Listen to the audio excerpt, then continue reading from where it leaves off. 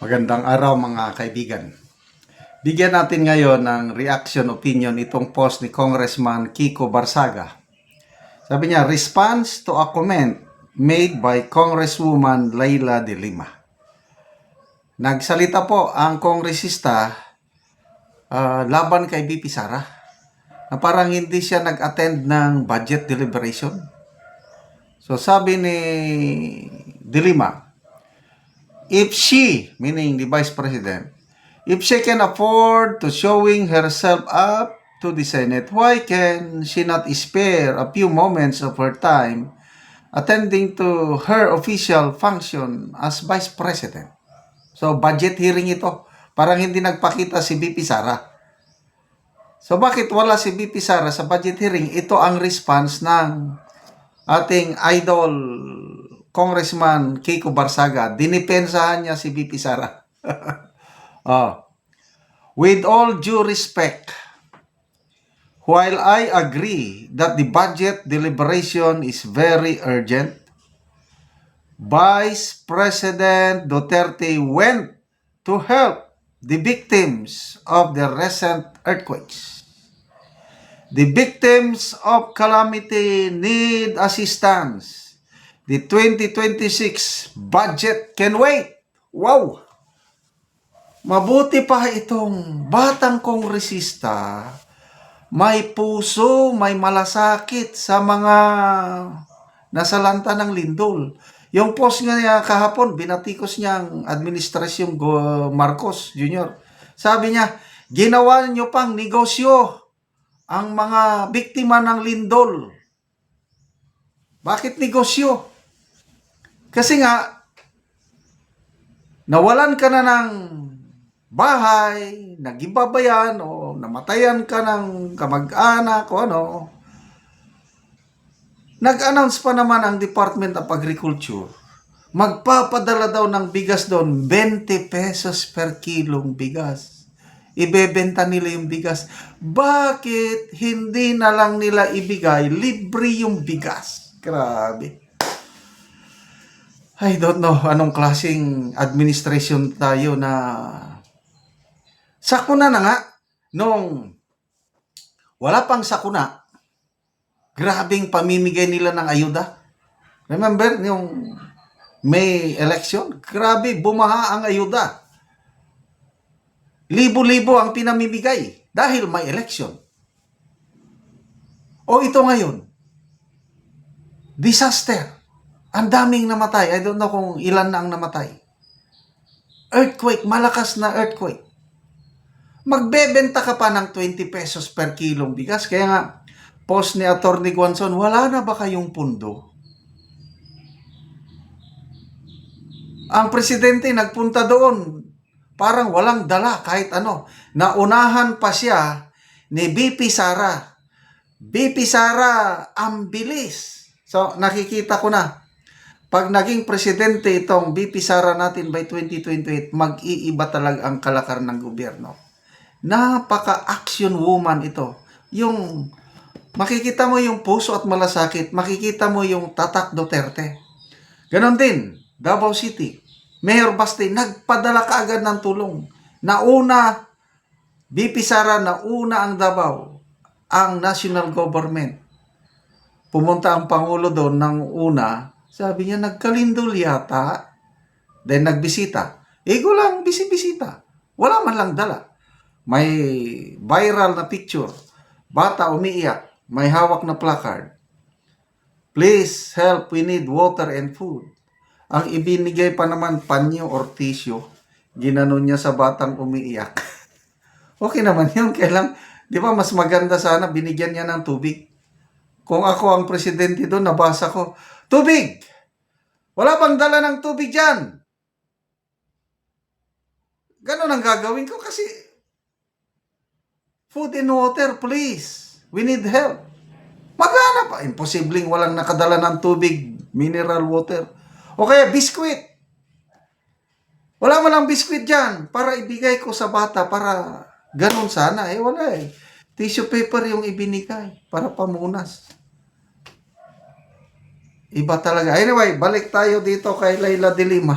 Nagpapapansin siguro kasi galit na galit sila sa mga Duterte. Mm. Ano ito? Yung September 21 na rallies. Ayaw nilang isigay na resign, resign Marcos kasi natatakot sila na kung mag-resign ang presidente, BP Sara ang susunod. Mas kinamumuhian nila ang mga Duterte. Ay, nako. Oh, tingnan natin ha. People who reacted. 23,000 people who reacted. 13,000 nag-like, 5,500 ang nag-love. So, halos 19,000. Tumatawa, 3,400. Sinong tinatawanan? Obviously, si Dilima. So, grabe itong batang kongresista na ito. Kislev Sergey, sabi niya, very Speaker of the House. Can't wait to see him being the Speaker and answering all questions playfully and eloquently. Ang lalim ng kanyang pag-iisip. Sapul na sapul eh. The budget can wait. Ano ba yung budget na yan ah? Nasalanta na nga ng bagyo. Lindol. Nandun si BP Sara, hanapin nyo pa siya sa budget deliberation. Anong klase kayong what a nonsense, ano? Jenica Nonag, can't wait to see you as Speaker of the House. Janelle Riduna, Saba Queen versus Meow Meow. Junel, oh, Junel. Junel. The next speaker. The dancer and the meow. Junel, ala, the Saba Queen. My sense, talaga itong si Congressman Meow Meow. Tama ka, Congressman Kiko. Correct. Supalpal ka. Laylay, Junel, pala. Kiko, the cat. Toto, the puppy. Sana ikaw nang maging speaker. As of now, wala. Ang atin na lang is let's enjoy the moment with this funny but committed, well-loved Congressman Kiko Barsaga. Maswerte tayo at meron tayo katulad niya. Salamat mga kaibigan sa inyong pagsubaybay sa ating channel.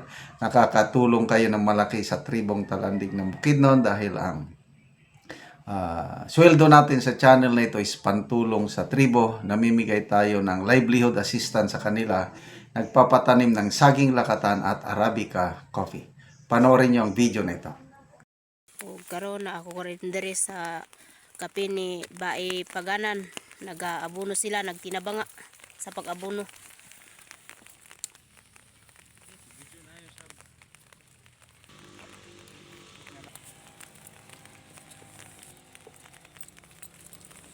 O mag-spray na pod kay naman og abono.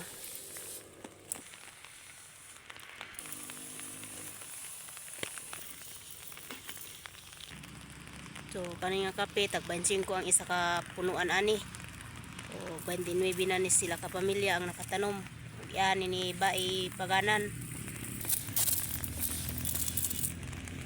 So ang 29 ka pamilya so nagkabato 14,550 na seedling. So dagan na gid ang yang sanga. Nagduha na ni kabulan nga kape.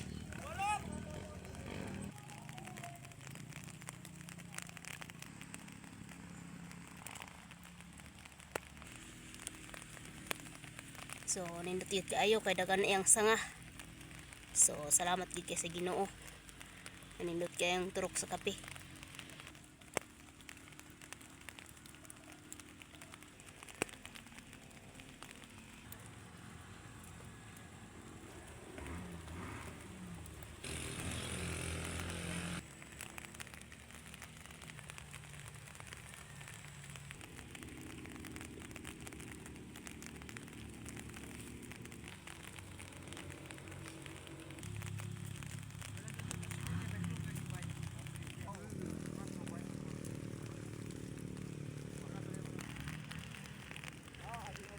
So salamat kay sa Ginoo og sa nag-sponsor og ilabi na sa nagatanaw sa video.